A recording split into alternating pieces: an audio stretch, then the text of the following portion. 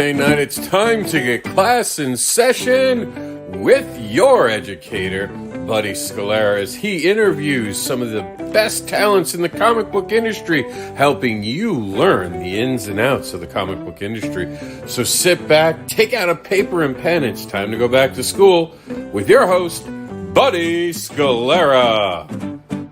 Brought to you by comicbookschool.com. Please subscribe to the site and join the forums to be part of the conversation. And now, on with the show.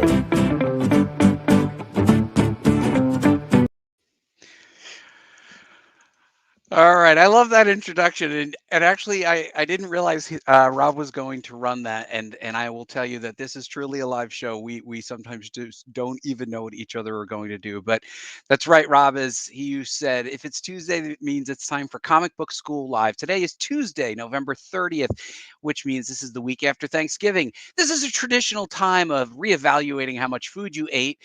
Why do you don't bring certain topics around politics up with family members, and of course a week of wearing elastic waist pants. If you're new and a first-time creator hoping to get your first exposure to comic book publishing, a rising talent building your audience, or an old grizzled pro like me, we welcome you to Comic Book School, where we talk about the craft and business of making comics. Tonight, we will welcome a special report from our talented friend, Robin Ramos, who you know from the Wizard days. He was one of Wizard's lead designers. But he'll be talking about cover design and some facts that you need to know about designing a great cover by using some examples. Also, in this special episode, we will focus almost completely on cover design because I, as well, will be talking about covers. Now, please give a warm Comic Book School welcome to my friend and temporary co-host, three-time Emmy Award-winning screenwriter, Mike Fasolo. Hi, buddy. Do you hear the applause? I do, in my head. I always hear the applause. And I see people already. I see Marianne here. I see Kevin. Ashley Johnson. I'm not familiar with that name. It looks like a new viewer, and A.A. Rubin. So I'm pretty excited, and I'm very excited because we're going to be talking all about covers, Mike. People say don't judge a book by a cover, except with comic books. You really have to, right? Yeah, I used to judge all the books I read by covers. Yeah, and I think it's good to judge other human beings as well, based on their appearance, whatever.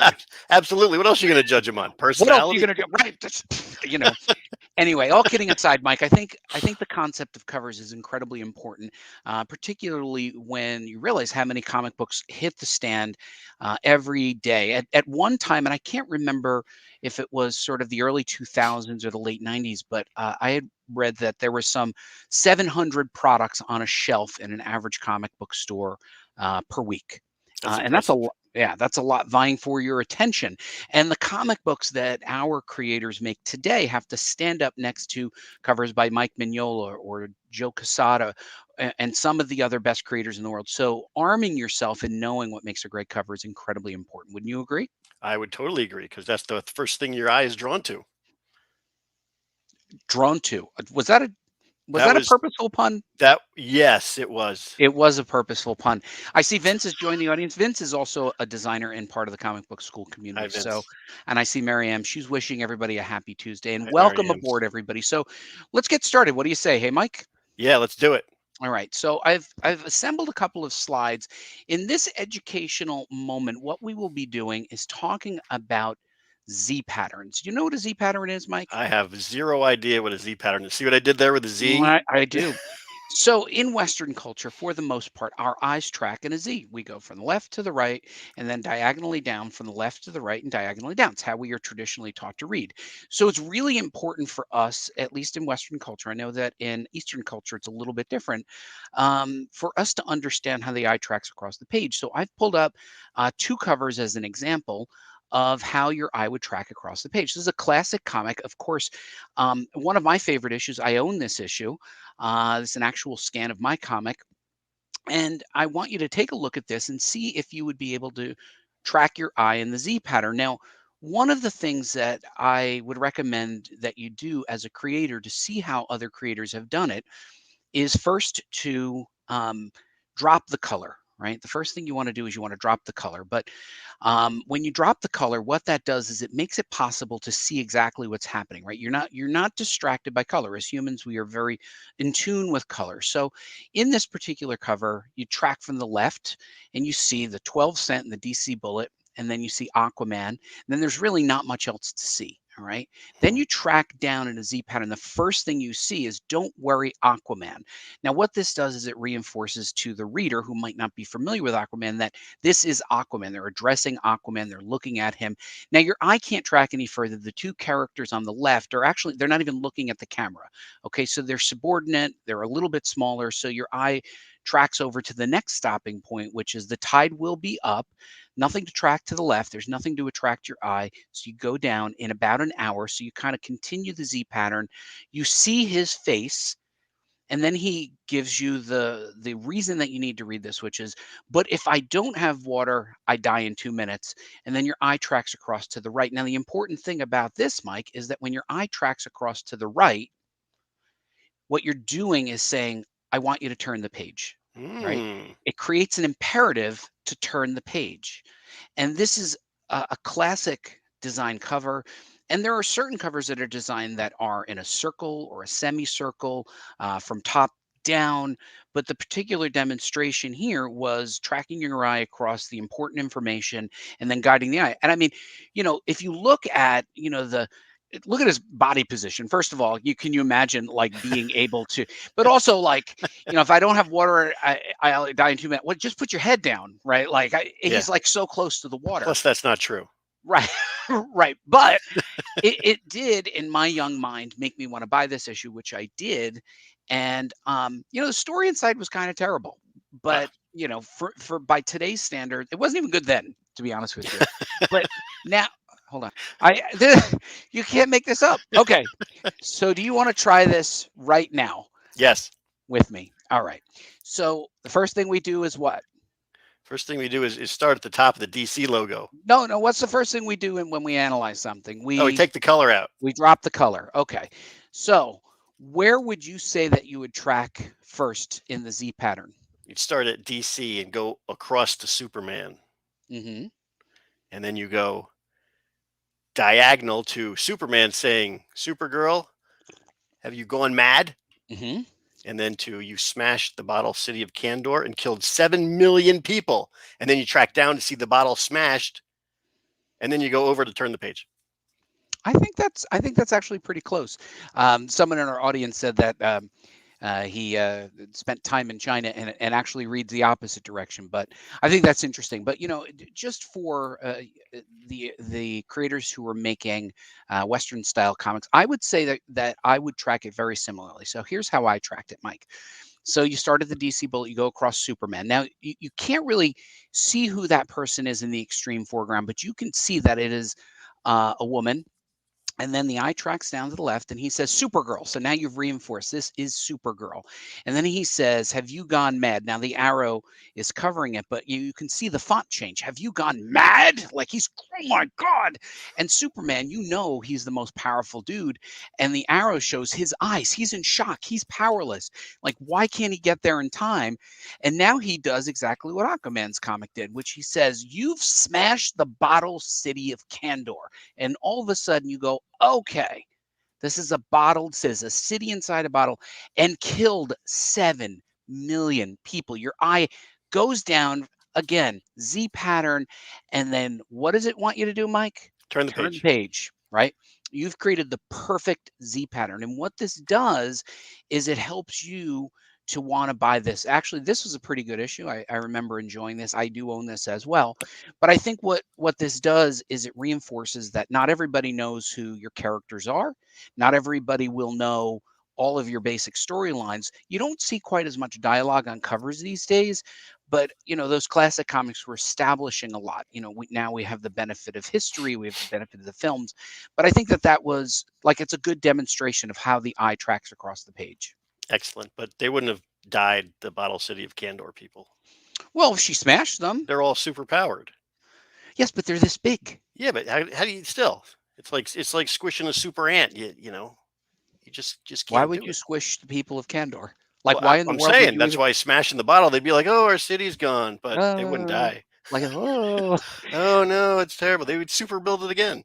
So as one more example, I just want to show Drop the color. how much more interesting uh, creating a cover can be than just writing prose. So if you are thinking about communications and you're thinking about like how do I tell a more effective story on my website? How do I tell a more effective story in my term paper?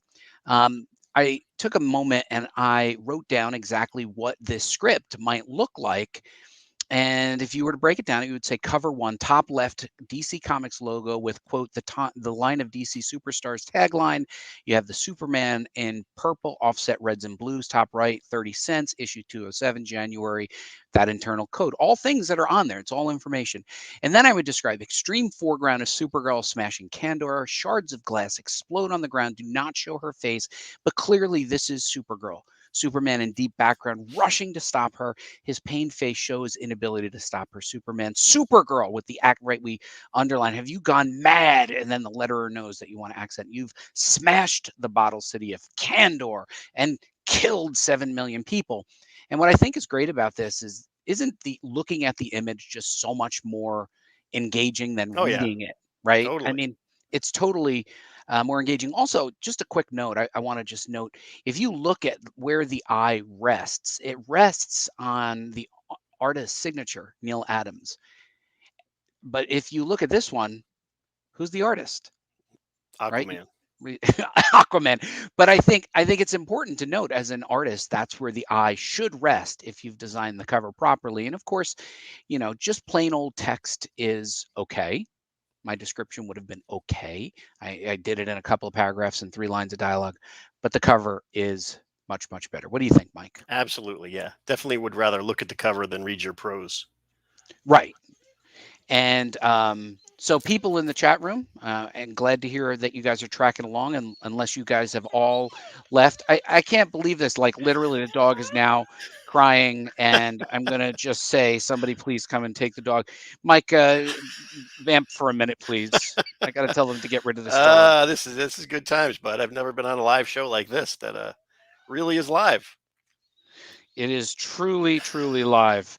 Credit cards, Credit dogs. cards, dogs, all the things you want to know about. Anyway, so Mike, I did say that we had a special guest today, and he's not even a special guest anymore. He's literally part of the show. He was a graphic designer at Wizard, designed some of the greatest covers, interiors, and logos that we had ever seen, and also was vigorously uh, into making sure that everything was a top quality. And when I bumped into him recently, I was like, "You have to come on the show." So, Mike, please welcome Robin J. Ramos. Yay, Robin, welcome. Pleasant reminder. I won't be moving to Candor anytime soon. No. No. Oh, to Candor. I think you said Canada. No, don't That move either, to Candor. although the health benefits are probably positive. There you go. So Vince suggested that Mike, you write the dog that's whining into the next script for us. Done and done. That's your dog, Janet. So, Robin, tonight you're going to be giving us a lesson about what makes a great cover. Do you want to set this up? Yeah, certainly. I mean, you went over a couple of things that I thought were more on the technical side that I would have liked to have addressed maybe in a future episode. But having said that, we're going to quantify this whole segment as a wood shop. And by wood, I mean, you would do it if you knew how. Hopefully, we're going to give you the tools to kind of be able to get you there. And this is basically a cover story. I think we're on the second slide, correct? I can't see. No slides are up yet. But Robin, real quick, just for context, can you just tell people who you are and where you're located? Sure. I am a New York City resident. I am from New York, born and bred. Getting back to what you mentioned, I was hired at Wizard, I think on issue 17, and I was really brought in more as kind of like a studio manager, because they had designers in place, but they didn't really know how to build the brand. And that's something that I had discussions with the person that hired me and with the all too famous Gareb Shamus. So my real potential there was to kind of like take what they had and had to make it work better because for one reason or another, that's what I sold them when I interviewed them. And that's what I do. I'm more of a brand builder than a designer. Although, my degree is in design. I went to school in New York City at School of Visual Arts, and I was so happy and lucky to study with some of the best designers of our era. So having that, having saying that, we spoke briefly, and you asked me to talk briefly about covers. And to me, I liken covers because my background is more or less in media, and by media I mean television, whether it be cable TV or private cable nets. And had you walked through Times Square in the 90s and into the 2010s, you would have probably walked past a half dozen billboards that I created. And a cover really is much like a billboard. It gives you a glimpse into the meat of whatever that show is, and in this case, the context to what the book is that you're about to read. So there are certain very important elements as to what a comic cover is, and although it really kind of speaks to publishing on a whole, covers themselves, which going to try to narrow that view to comic book covers and that genre. So let's get to the wood shop real quick. Note, Mike, Robin had noticed that Gareb had solicited his opinion. Did Gareb ever care about our opinion in anything ever? No. Okay, I was just curious. I didn't, because I know he never cared about mine. I wasn't sure. I wasn't interviewed at all by Gareb. No. Yeah, no, he didn't care about my opinion. So Robin, this is the wood shop with Robin, and it is part of our educational program. We're looking at covers today. So Robin, I'm going to pull up your first slide, and you just tell me when to progress them. All right, fair enough. So this is a cover story, and I'm going to gloss over some of the text. I think this will be available to people to download. Is that accurate? Yeah, we're going to make your lesson available, and I know you put a lot of text, robust text in there to make it a viable download. Yeah, it was probably a lot more than people are going to need. And to that point, I would say you can reach out to me. Some of my contact info is on the last slide. So if you have questions, or please, put comments below so that we could address them in future segments. Mm-hmm. But a cover really is, the main objective to a cover is to introduce your main characters and simply outline a plot.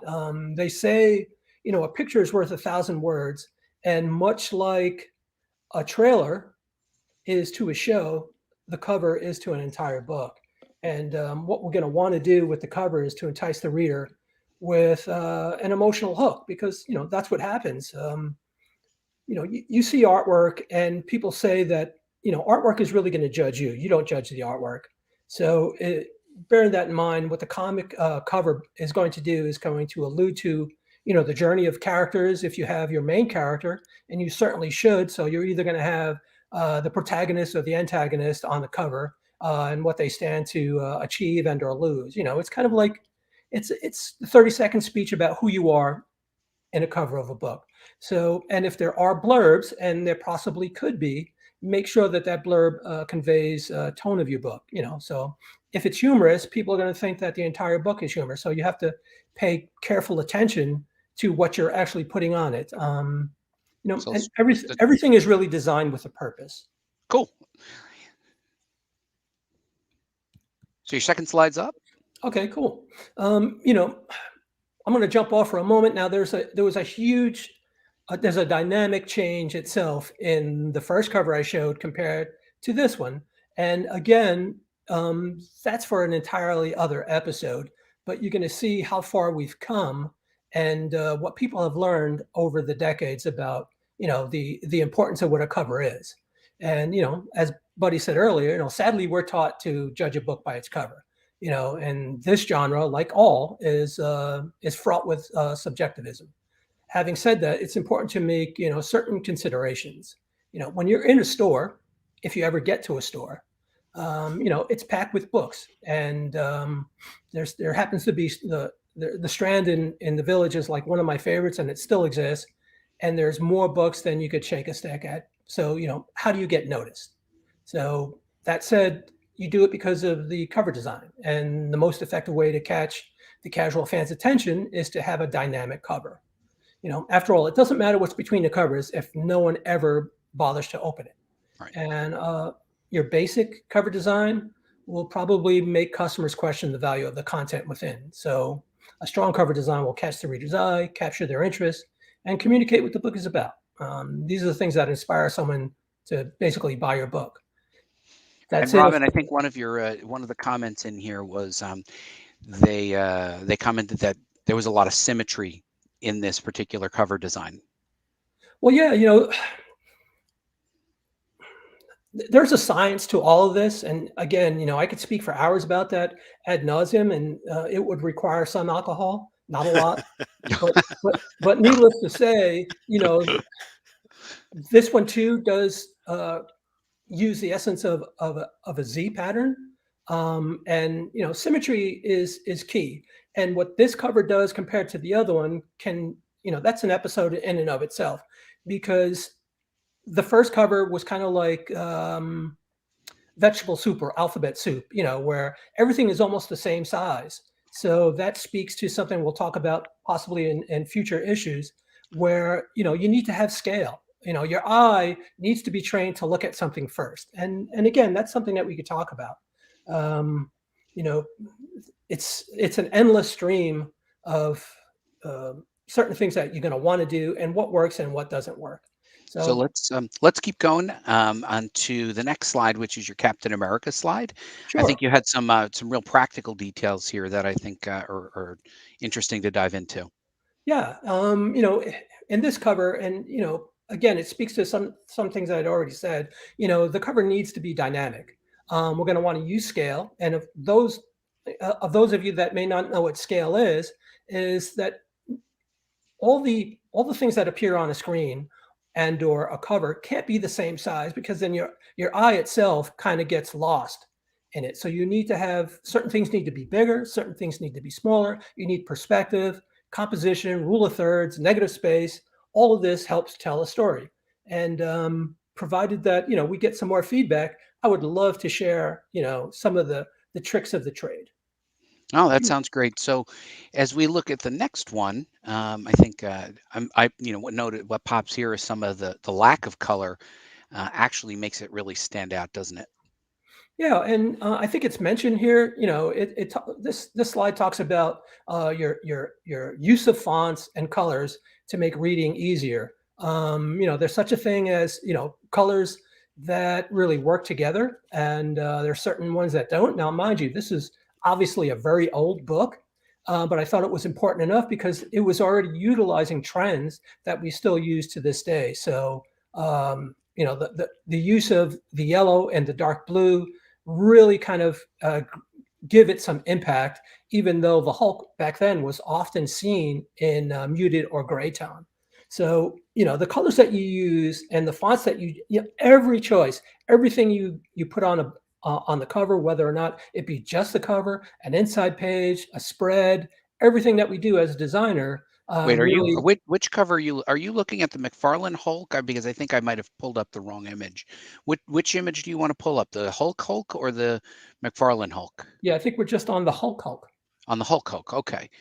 Yeah, and I think you have a lot of scale here as well. And I think what you're showing here is a lot of craft in the foreground and the background. How the extreme foreground, you have two colors of red, white, blue, blonde hair, and peach colored skin. But then in the far back, all the other characters are colored almost uniformly in pale yellow, which is, I guess, subordinates them to your eye. Yeah, what it's doing is it's creating perspective. So it's allowing you to see how things appear as though it was 3-dimension. And that's one of the tricks of working and doing something well in a 2-dimensional scene, is actually creating the 3rd dimension. And I think that's what happens here, and that's what makes it makes it what I would quantify as being a good cover. So and then it talks briefly about fonts, and that's a whole other story we could talk about. And the use of The Hulk, that being a font, or really the title treatment. Title treatment is huge, and what works and what doesn't work. Again, it's all subjective, but there are certain guidelines that have been used for decades as to what really is going to work for you, and that's something that we could speak to again in coming episodes. So next slide, I think would be the X-Men slide. Yes, exactly. Okay. And again, there's a considerable difference between this and the slide just that preceded it, because we really only have one huge element here, and that kind of allows the reader not to have to kind of scan it several times to figure out what's going on. And that's something that in key art is something that major movie houses and any kind of media company that's going to promote, let's say, a movie or a show, is a specialized treatment.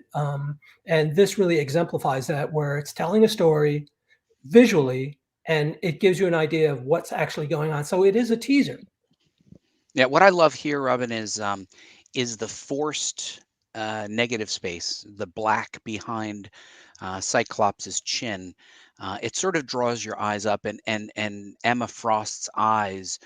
I've always understood that we as humans like to look at other humans' eyes, and I just think that her eyes tell a story. And you draw down to the red because it's the only alternate color other than the blue, and then the black negative space brings your eye back up on the page. So I think there's a lot of power, and I think self-control in the art on this page. Yeah, I would quantify this one as being dynamic, because it really, it invites you in and makes you ask the question, what's going on?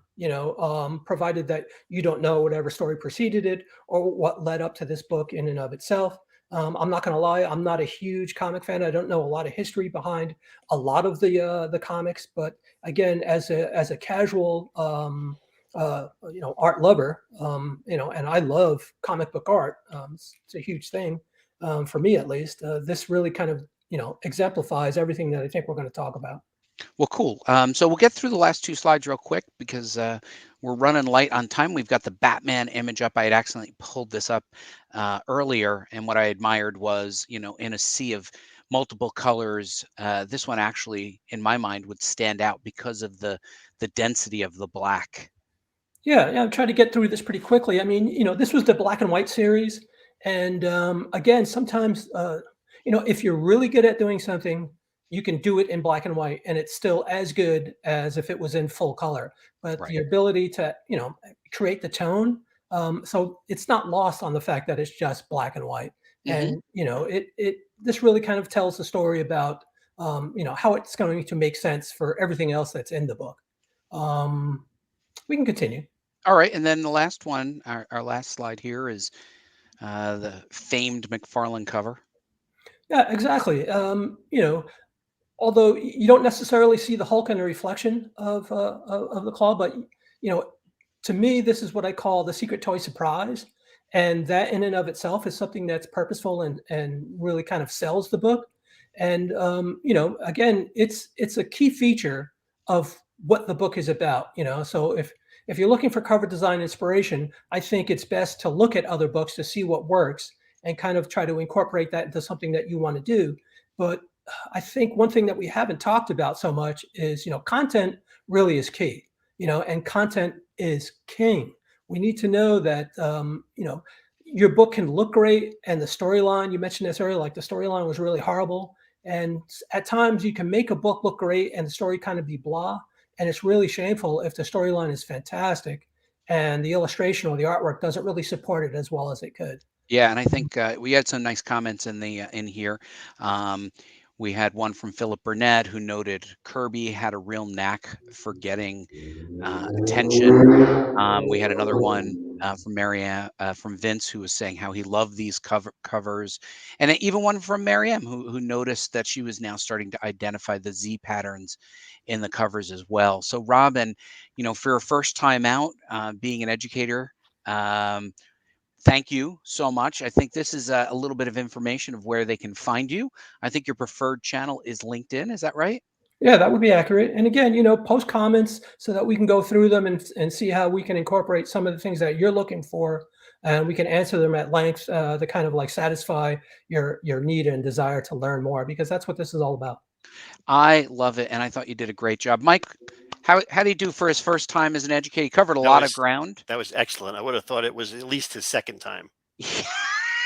But I think what's great, Robin, is Yeah. even in real time, you were identifying areas where you'd like to unpack cover design, logo design, and color, and subordination of design, things like that, right? Exactly. I mean, there's so much to this. And, you have to understand that, the last 10, 15 years of my life, I've really kind of pitched ideas and content to potential, big, Fortune 500 companies. So this is kind of not necessarily a walk in the park, but it is very different than what I've done. But at the end, it's really it's talking about telling a story or trying to sell your product. So, to me, it's a little bit of sameness. Well, Robin, thank you for joining us. We are about to embark on what is the chemically proven best part of the show. The audience absolutely adores this part. Robin, would you like to stay around for what is considered the highlight of the show? Well, being that you put it like that, I wouldn't miss it for $1 million. All right. So this part of the show is called Check This Out. And as I've said to Mike in previous episode, every time I show this graphic, real graphic designers die inside a little bit. I made this myself, Robin. I don't know if you can believe it, but I made this myself. It does have the classic Z pattern, though. It does have a Z pattern. I tell a story. Mike, would you Yeah. like to go first with your Check This Out? Sure. This week, my check this out is monstrous. Oh, It's a steampunkish, kind of post-apocalyptic horror-ish novel.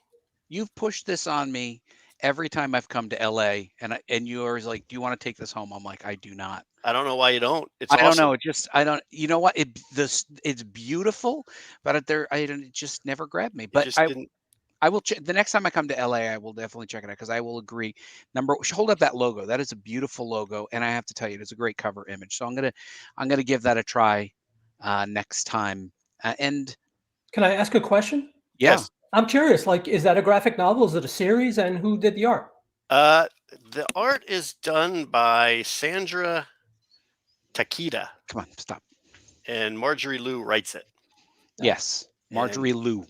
Russ Wooten letters it. Yes, the Very world nice. famous Russ Wooten. Yeah, but this is it's a fantastic story, and I can't even tell you how many issues are out. But this is volume 1. This is quite a few issues, probably Yeah. 1 through 4, A- 3 or 4. And I understand it gets very good reviews. Yeah. I've never Yeah. actually read it, even though you've recommended it. That doesn't hold a lot of weight for me. Yeah, I know. I don't know why it would. All right, so I am going to show you this. Check this out, which you guys will both appreciate. I pulled this out of my own collection. This is the Wizard cover collection, which undoubtedly, Robin, you've probably had some contributions to, but it also shows a lot of the behind the scenes original sketches. I remember that you and Blackwell and Brian Cunningham used to do some pre-sketches for the covers, and I always love this. It's always on my shelf, but this is my pick of the month, which is the Wizard big covers book. I don't even know if you can get it anymore. Probably have to get it off of eBay. Probably sells for $7 or $8 or something. I don't know. Remember, Or you did could you work send it on this, to Robin? I did not. And again, you give me way too much credit. They wouldn't let me touch covers, It's kinda No? like, it's like, what else can we give him to do? Let him just work on branding. But this, all right. So you didn't, but it was still kind of cool. Like you go through memory lane, and for any of the people who were Wizard readers at the time will appreciate the big covers book. And Robin, not to put you on the spot, because your real first show. Did you bring a Check This Out with you? I did, but I won't show it until the next time I appear, That's fair. which So, obviously means no. no. Well, Robin, We've all been there. we Yeah. hope that you pick one of the ideas that you talked about tonight. Wait for us in the green room, and don't go away, because we're about to do our closeout. Okay, Robin, thank you so much for joining us tonight. Thanks, Robin. All right, Bravo, man. bravo. So, Mike, great, huh? Very cool. I mean, all that stuff that he's looking at and being able to pick apart what needs to go where, that's just stuff that like I would look at and be like, okay, this is a great cover. It's all kind of, you don't think about it. It just kind of happens automatically in your head, He was and they always just know like how to to me do a it. he was in Wizard. He was always like a professor of design. He always had this great um, understanding of what worked and did not work. And that's why I wanted to have him join us. And of course, getting started, he had a lot he wanted to cover today. We gave small amount of time, but to the audience that was asking, yes, we'll make that available for download as well. We make all of Robin's lessons available. So pretty exciting. Next week, Mike, we have a guest. We've actually planned in advance. What? Actually, we did. I didn't plan in advance. Rob Anderson, Okay, our engineer, planned in that advance. makes more sense. Right. So, Rob, you want to just come on and tell us who we'll be having and who will be interviewing him? Just give me 1 second, buddy. Banter for me. Now I'm having one of those live moments. Rob is dealing with credit card issues. So next week we will have Ben Dunn, the founder and creative force behind Antarctic Press. Remember Antarctic Press? Mike, we used to read all of those different books. So Rob, you'll be talking with Ben next week. We're excited. We're going to be trying to do with Buddy a series that's going to help you creators who are watching get to know the ins and outs of the industry. It was Buddy's idea to start talking to some of the people you're going to want to talk to further your career. We're going to try to end the year strong and go into next year with a little bit more of an educational programming. And I don't know if Buddy wants to announce this, but something is going to be returning and for the community. Are you ready to announce that? We are not ready to announce it, but It's coming. It's coming, but I do want us to show a compliment that came up for Robin's appearance.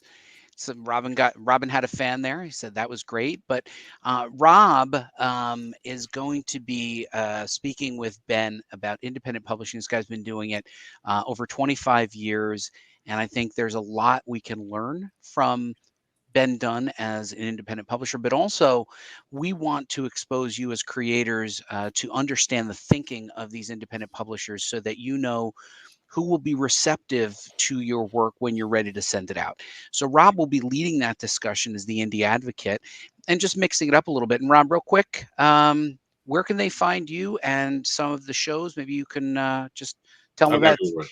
Just go to what MrAndersin.com. I'm on the talk. I'm on the twit. I'm on the gram.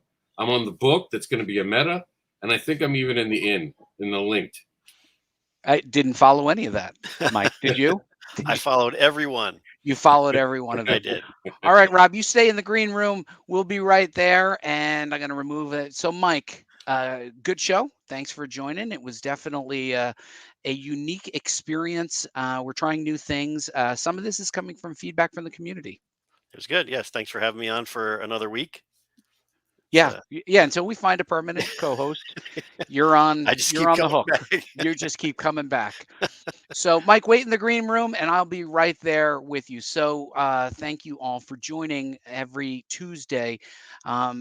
I think what we're getting from you is this desire for more robust educational information, which is why we brought Robin in to get into some of the details. And of course, as Rob was noting, we're going to be trying to bring in some independent creators, including non-traditional guests that are not the biggest names, but people who you can relate to, who you can emulate or approach or pitch to or collaborate with.